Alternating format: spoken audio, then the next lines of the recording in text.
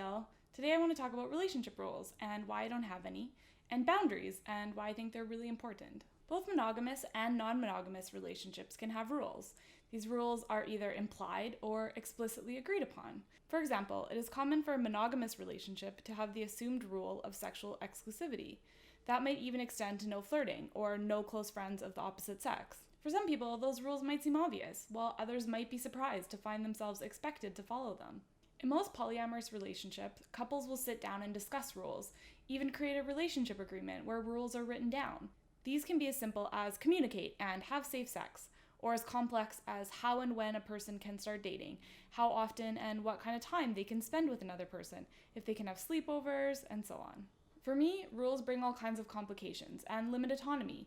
They remove trust in a person's judgment, and they can come from a place of fear. Okay, so what's the alternative when there are no rules? Does that mean people act however they want, regardless of whether they hurt someone? Does it just create a big free-for-all? Well, no. We still choose to be with people that we trust and assume that they'll act in our best interests. We also clearly communicate our boundaries. That's a big piece, so let's talk about boundaries. What is a boundary? There are all different kinds of boundaries. Physical boundaries are about your personal space, privacy, and your body. There are sexual boundaries, which are about comfort levels with sexual touch and activity. You decide what, where, when, and with whom. The type of boundaries I'm mostly going to be talking about today are emotional boundaries. Healthy emotional boundaries require clear internal boundaries. Having clear internal boundaries means knowing your feelings. It means taking responsibility for yourself rather than putting the onus on someone else.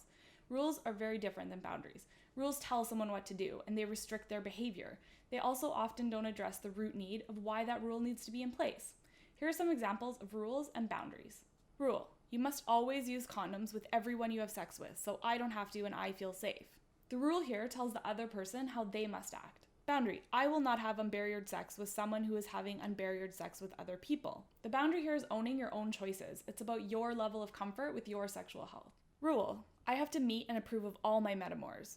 The rule here does not make space for the metamors' needs. It takes away their autonomy. Boundary: my metamors and I will choose and consent to how involved we are in each other's lives. The boundary here allows everyone to consent according to their level of comfort. Rule: you have to sleep at home every night. The problem with this rule is that it's controlling two other people. It takes the choice away from the person you live with, and it also imposes restrictions on someone they may wish to spend the night with.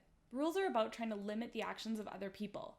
Rather than fostering trust, they try to control others' behaviors so we don't have to feel scared or unsure. Setting clear boundaries in place of rules allows autonomy, it gives space for communication, and it strengthens trust. In my next video, I'm going to talk about how to communicate clear boundaries. So follow me on Twitter or check out our Facebook group down below and subscribe to my channel. Thanks for watching. Bye!